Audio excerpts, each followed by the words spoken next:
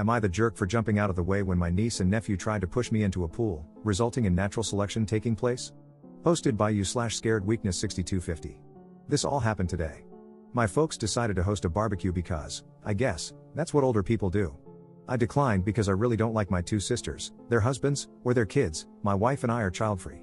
Mom then pressured my wife. Long story short, we went. By the time we arrived, there were about 20 people there. My sisters and their husbands were already solidly buzzed, drunk, really. My mom was spending 100% of her time trying to keep the nieces and nephews, ages 7 to 11, more or less under control. My dad had strategically retreated to the whirlpool section of the pool with a small cooler full of beers. My wife and I made small talk with miscellaneous people, ate food, and had a frozen margarita. My sisters and brothers-in-law took turns criticizing us for being late, not being in our swimsuits, and screwing up the vibe. Whatever. Typical suburban summer get-together. About 45 minutes in, two of the kids ran at one of the neighbor guests, who was standing next to the pool, and pushed her in. She was at the pool steps, stumbled in but didn't fall, so only got half wet. She was clearly very unhappy about it, but she didn't make a scene. She just went over to where the parents were, grabbed their towels, dried herself off, and left. My sisters and their brothers-in-law thought it was all great fun. A bit later, I was standing a few feet away from the pool, chatting with someone. I saw 3 of the kids running full tilt at me from the corner of my eye. Obviously, I was next. Not that it's terribly difficult to outwit young kids, but I just jumped out of their way at the last second. All 3 of them ran straight into the pool at full speed. Most of the other guests, including my wife and me, started laughing, but their moms, who, as I mentioned, were pretty wasted, absolutely freaked out. Apparently, 2 of the kids couldn't swim even though they were in swimsuits. Since I wasn't in swim gear, I stepped back from the pool and let other people fish the kids out. The kids were bawling their heads off like they'd lost a limb. At that point, all hell broke loose. The 4 drunk parents were yelling at everyone in general and me in particular for nearly letting their kids drown, and also because 2 of the kids had been videoing the trick using their parents' iPhones, which were now at the bottom of the pool. One of my brothers-in-law got into the pool to try to retrieve the phones, but his BMI and BAC made that impossible. No one else volunteered to help, unsurprisingly, given that my sisters were still complaining at everyone. I told my sisters it was their job to watch their kids and that if anything had happened to them, it would have been their responsibility, not mine. There were some pretty strong words on both sides.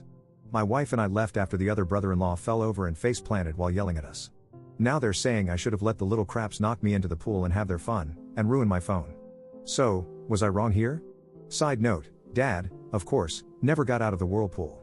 Update 1 month later. First off, my folks tell me that my nieces and nephews are all good swimmers and that they use the pool all the time. The 7-year-old is still a beginner, but he loves the water. My sister just said they couldn't swim so I'd look bad. To be fair, none of the kids are allowed in the deep end, which is where they fell in. It was the 2 10-year-olds and the 9-year-old who tried to push me into the pool. After we left, the party ended on a pretty sour note. My drunk brother-in-law, who face-planted while yelling at me, had to go to an urgent care place to get his face stitched up. He was too toasted to drive, so Dad took him. Dad was very unhappy about this.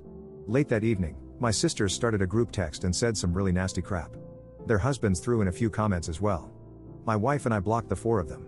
My mom called me. She was pretty upset about what they said. She and Dad were in the chat, and I don't blame her. Because of the texts, my folks insisted my sisters and brothers-in-law come over the next day, Sunday, without their kids to get some things straight and lay down some ground rules, Mom's wording. The result was a contrite, if unenthusiastic, apology from the siblings via my mom's phone. I'm glad my wife was with me when they called. Her hard stares kept me from saying what I wanted to. I just told them, thanks, and that we felt no need to discuss it further. Since I thought things were settled, I unblocked them.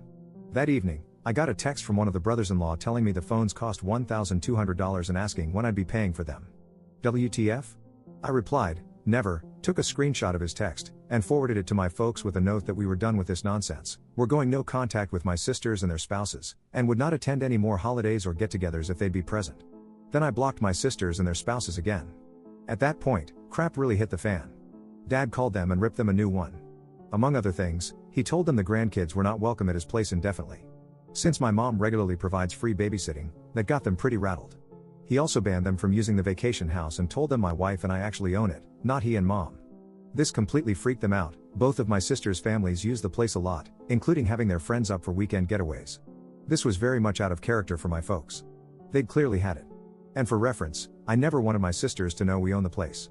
We bought it for my folks. They'd always wanted a place in the mountains. Keeping the ownership quiet was just a way to avoid drama with my siblings. A couple of days later, my sisters and their husbands came to our place unannounced to apologize in person. We were out to dinner, and they left a note. One sister also called me at work, but I sent her to voicemail. We've decided being no contact is the best thing for the indefinite future and haven't interacted with them for the last 3+ weeks. Personally, I'm done, they can go pound sand. Second update 9 days later. Well, it's been an interesting few days. I thought crap had hit the fan before, but that was more of a fart compared to what's happened this week. For this to make sense, I need to provide some financial context.